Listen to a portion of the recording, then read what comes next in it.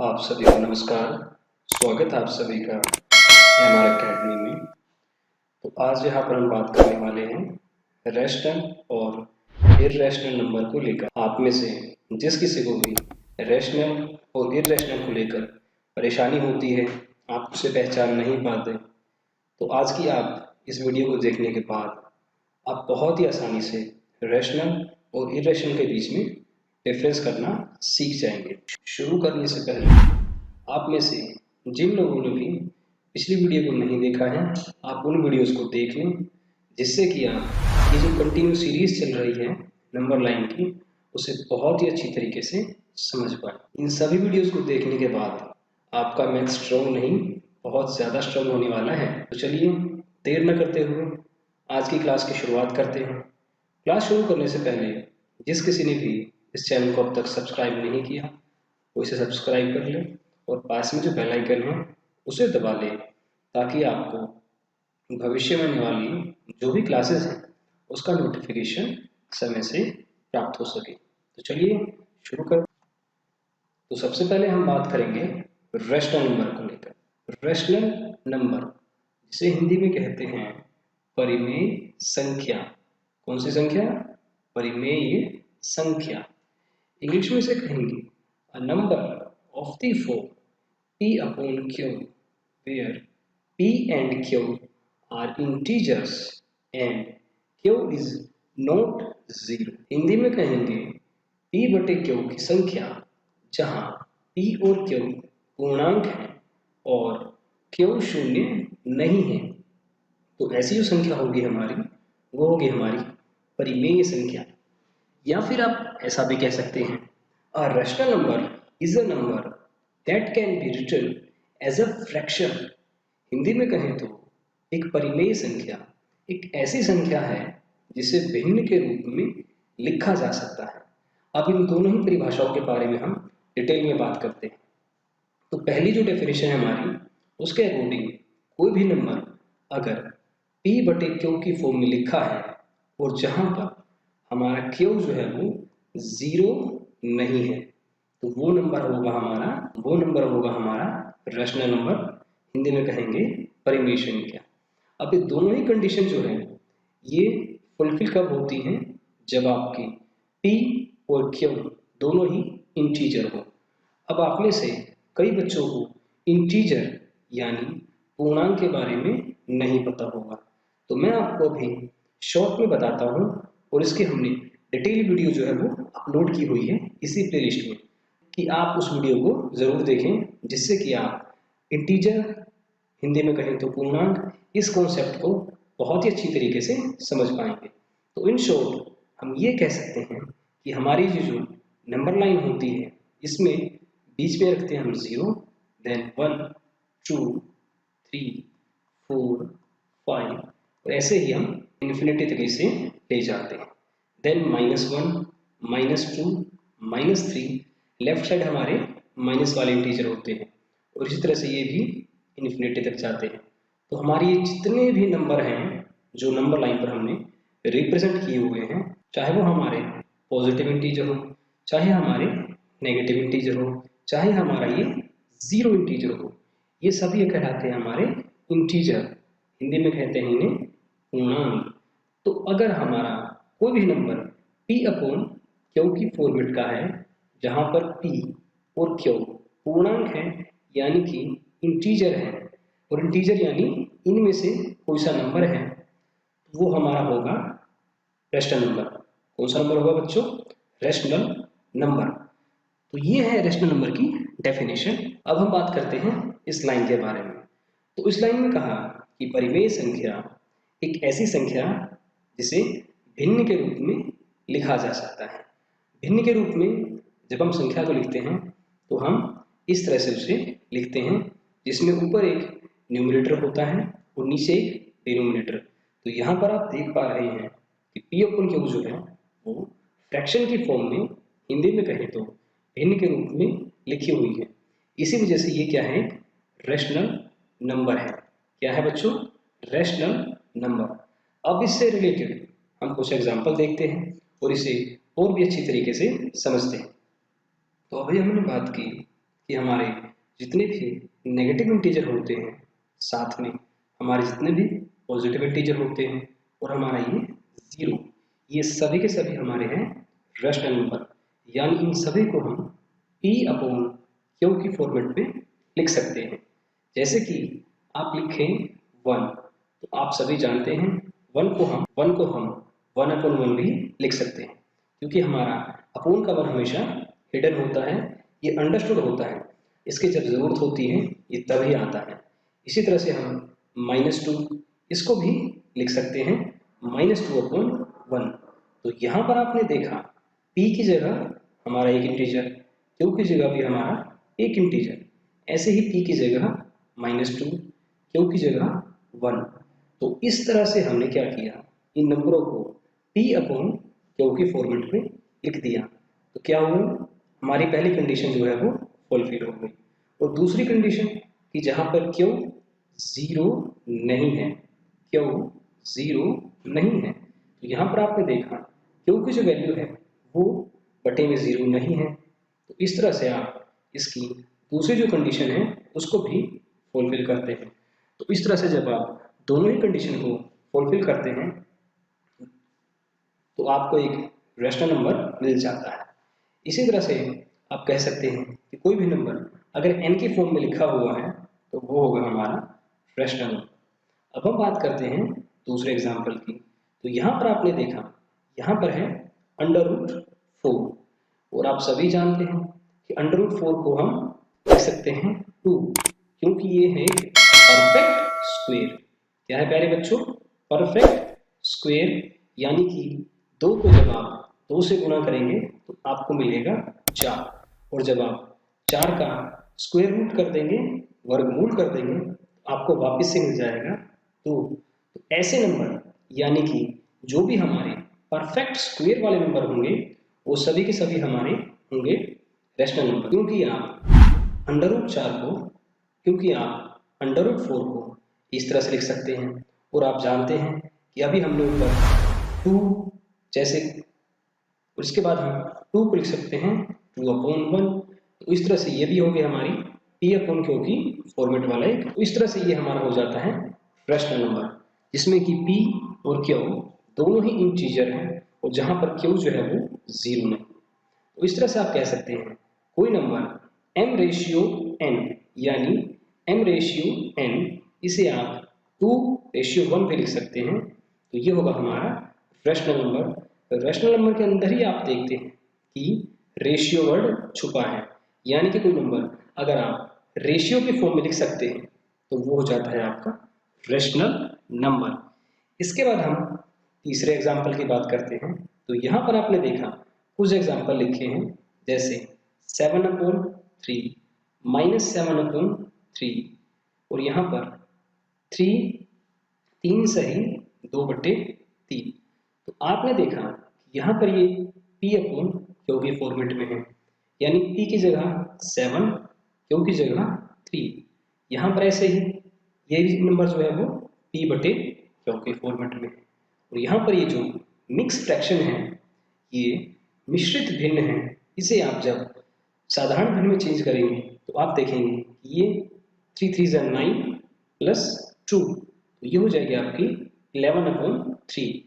तो इस तरह से ये भी P/Q की फॉर्म में कन्वर्ट हो जाती है, और जहाँ पर Q = नॉट 0। तो इस तरह से आप इसे P/Q के फॉर्मेट में चेंज कर देते हैं, तो आप पाते हैं कि ये भी आपका एक रैशनल नंबर है। इसके बाद हम बात करते हैं 1.33 की, और ये चाहे आपका इन्फिनिटी तक हो तो इसे भी आप तो इस नंबर को भी आप P/Q की फॉर्म में लिख सकते हैं। तो इसके लिए आप 1.3333 को आप ऐसे लिख सकते हैं 1.3 पे बार, और उसके बाद आप इसे इस तरह से लिख सकते हैं 1 जमा 3/9, और इसके बाद आप इसे लिख सकते हैं 1 सही 3/9 की फॉर्म में। तो इस तरह से आप इसको भी P/Q की फॉर्म में लिख सकते हैं।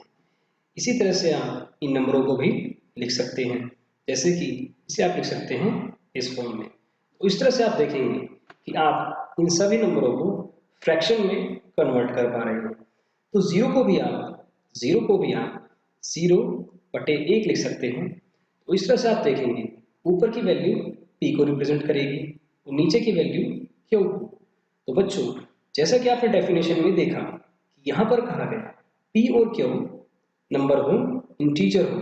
तो आपने देखा p और q इंटीजर है और जहाँ पर q आपका जीरो नहीं होगा, q आपका जीरो नहीं होगा। इसका मतलब क्या है?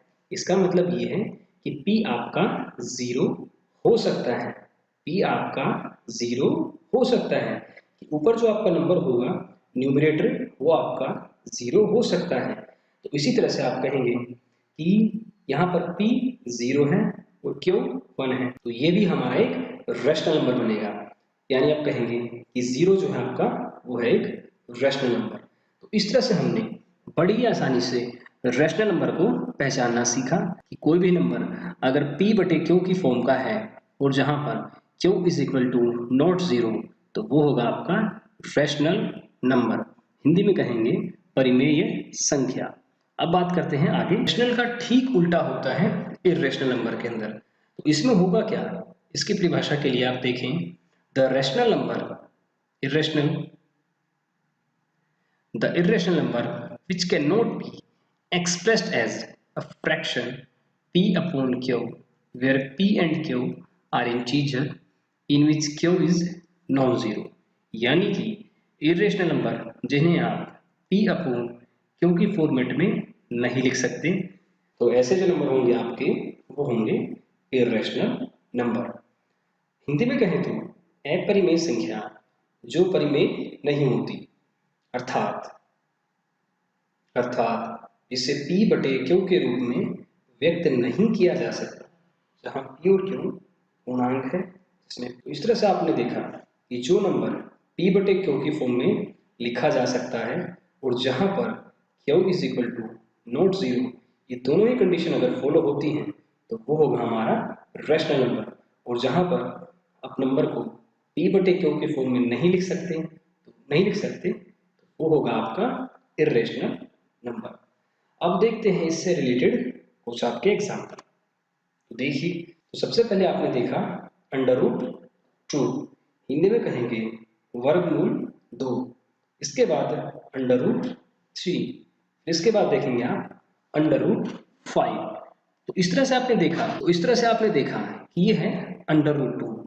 √2 को जब आप सोल्व करते हैं आपको 1.142135 इस तरह से नंबर मिलते हैं।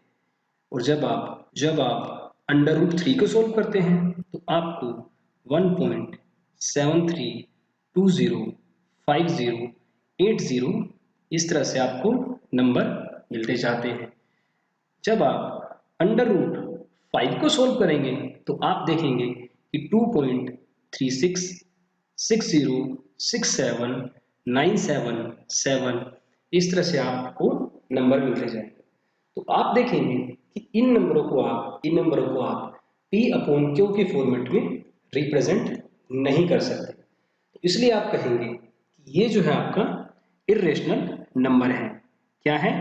इर्रेशनल नंबर है। इसके साथ ही आप ये भी कह सकते हैं कि ये जो आप ऐसे नंबर जो कि परफेक्ट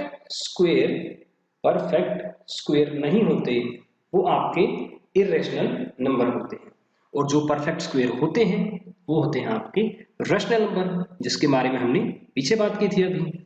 इसके बाद बात करते हैं पाई को लेकर। ये जो निशान है वो है पाई का। पाई की वैल्यू गणित में हम 22/7 मानते हैं और दशमलव में हम 3.14 तक मानते हैं।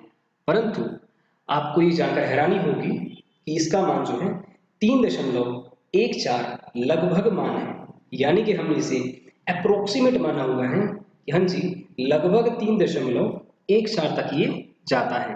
परंतु जब आप इसे सोल्व करते हैं तो ये 3.1428571428 इस तरह से आगे तक ये चलता रहता है। और इस तरह से जब आप इसे सोल्व करते हैं तो ये अशांत होता है, यानी कि नॉन टर्मिनेटिंग रहता है, यानी कि आप इसे भाग करते रहेंगे तो ये कुछ ना कुछ नंबर यहाँ पर आपको देता रहेगा। इस तरह से आप इसे एक अशांत दशमलव की श्रेणी में डालते हैं और इस तरह के हमारे जो भी नंबर हैं वो सभी अपरिमेय संख्या कहलाते हैं, इर्रेशनल नंबर कहलाते हैं, क्योंकि आप इन सभी को p बटे q की फॉर्म में नहीं लिख सकते, इसलिए जो है ये नंबर हो गया आपके इर्रेशनल नंबर।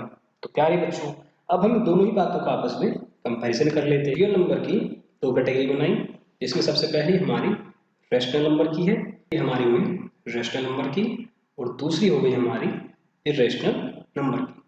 तो इस तरह से हमने रियल नंबर को दो कैटेगरी में डिवाइड किया। तो हमने बात की कि जो नंबर आप p अपॉन q की फॉर्मेट में लिख सकते हैं, जहां पर q 0 ना हो, यानी कि इसमें जो आपका हर होगा, इंग्लिश में कहे तो डिनोमिनेटर जो होगा वो 0 नहीं होना चाहिए।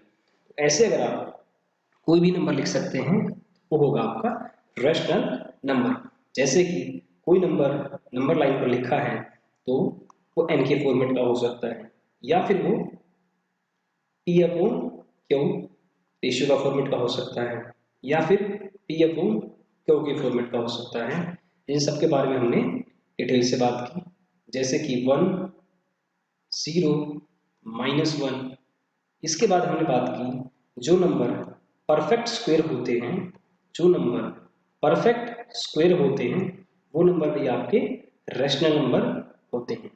और इसके बाद जो नंबर परफेक्ट स्क्वायर नहीं होते, वो होते हैं आपके इर्रेशनल नंबर, जैसे कि √2, √3, √5।